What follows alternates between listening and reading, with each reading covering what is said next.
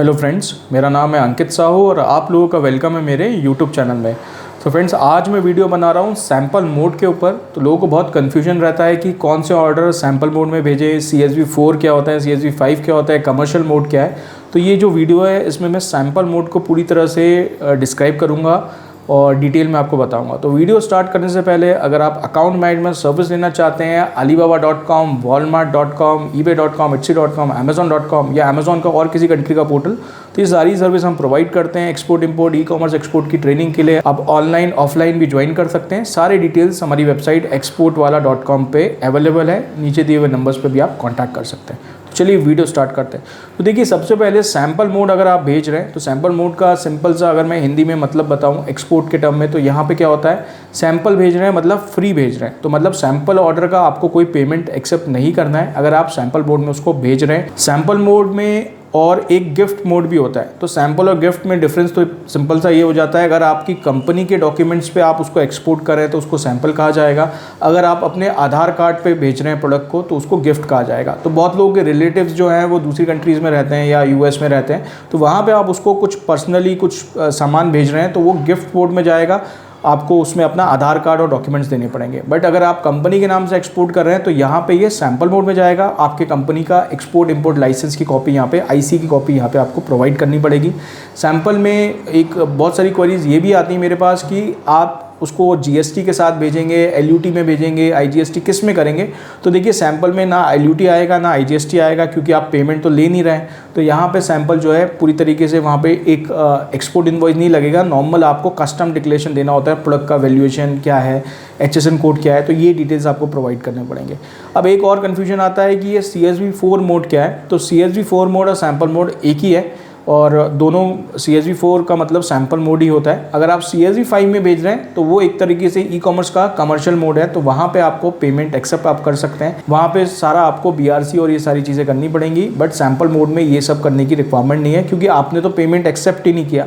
अब यहाँ पे बहुत लोग क्या गलती करते हैं, बहुत लोग हैं सैम्पल मोड में भेजते हैं और पेमेंट कलेक्ट करते रहते हैं। कुछ लोग कहते हैं कि पेपल से पेमेंट एक्सेप्ट कर रहे हैं, वाया पेपल से INR में आ रहा है। तो देखिए, अगर आप सैम्पल में भेज रहे हैं तो आप किसी भी मोड में पेमेंट एक्सेप्ट नहीं करेंगे। ये जो RBI की पॉलिसीज़ हैं वो ये कहती हैं। और अगर आप पेमेंट एक्सेप्ट कर रहे हैं तो सारी इंटरनेशनल पेमेंट्स जो है वो ट्रैक हो रही है। भले ही आप पेपल या किसी पेमेंट गेटवे से आपके बैंक अकाउंट में ले रहे हैं तो वो भी ट्रैक हो रही है।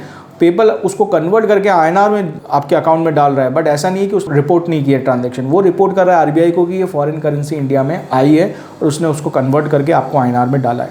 तो यहाँ पे आपको बाद में प्रॉब्लम हो सकती है कि अगर आप सैम्पल मोड्स में भेज रहे हैं और पेमेंट्स एक्सेप्ट कर रहे हैं सारे किसी पेमेंट गेटवे से या डायरेक्टली आपके करंट अकाउंट में फॉरेन करेंसी एक्सेप्ट कर रहे हैं, तो यहाँ पे RBI से आपके पास नोटिस आएगा जहाँ पे बोला जाएगा कि ये अमाउंट की फॉरेन करेंसी आपके अकाउंट में आई है, इनके डिटेल्स आप बताइए। और वहाँ पर आप फंस जाएंगे, क्योंकि आप वहाँ पर बताएंगे कि मैंने तो ये शिपमेंट जो है, जैसे बहुत लोग इंडिया पोस्ट से भेजते हैं तो उसका ट्रैकिंग ID बताएंगे और कि हमने तो ये भेजा हुआ है, उसका पेमेंट आया है। बट उसमें आप ध्यान से, वो जो इंडिया पोस्ट से भी अगर आप भेज रहे हैं तो उसमें एक डिक्लेरेशन साइन होता है, उसमें आप खुद ही लिखते हैं कि इस प्रोडक्ट की 0 वैल्यू है। मतलब आप सैंपल में भेज रहे हैं, मतलब इसकी कोई कमर्शियल वैल्यू नहीं है। कस्टम के लिए आप डिक्लेरेशन जरूर देते हैं, पर उसमें लिखा होता है ये जो प्रोडक्ट का आप वैल्यू डिक्लेरेशन दे रहे हैं वो सिर्फ आप कस्टम क्लियरेंस के लिए दे रहे हैं, बट इस प्रोडक्ट की कोई वैल्यू नहीं है।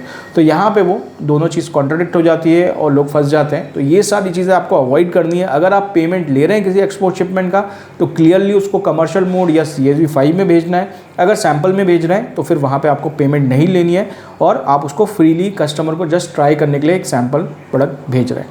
अब आप कितना भेज सकते हैं, तो ये भी रहता है, बहुत लोग पूरे शिपमेंट साल भर सैंपल ही भेजते रहते हैं, तो वो भी गलत है। आप अपने लास्ट ईयर के फाइनेंशियल टर्नओवर का, एक्सपोर्ट टर्नओवर का 5% जो है वो सैंपल में भेज सकते हैं। तो पिछले साल आपका एक्सपोर्ट का टर्नओवर अगर 10 लाख था तो उसका 5% वैल्यू का आप सैंपल इस साल तक भेज सकते हैं। अब कुछ की नई कंपनी है तो वो क्या करेंगे, तो वो करंट फाइनेंशियल ईयर को कंसिडर करेंगे। तो यहाँ पे सैंपल मोड से रिलेटेड सारी चीज़ें मैंने डिटेल में आपको क्लियर कर दी हैं। होप सो आपकी क्वेरीज सॉल्व हो गई होगी। और किन टॉपिक्स पे आपको वीडियो देखना है, डिटेल इन्फॉर्मेशन देखनी है, तो आप नीचे कमेंट्स करिए और उन पे मैं डिटेल वीडियोस बनाऊंगा। तो चलिए वीडियो क्लोज करते हैं। एंड वीडियो क्लोज करने से पहले आपने मेरे चैनल को अभी तक सब्सक्राइब नहीं किया है तो उसको सब्सक्राइब कर लीजिए। मेरे वीडियोस आपको अच्छे लगते हैं तो इस वीडियो को लाइक कर दीजिए, शेयर कर दीजिए। Okay, bye bye.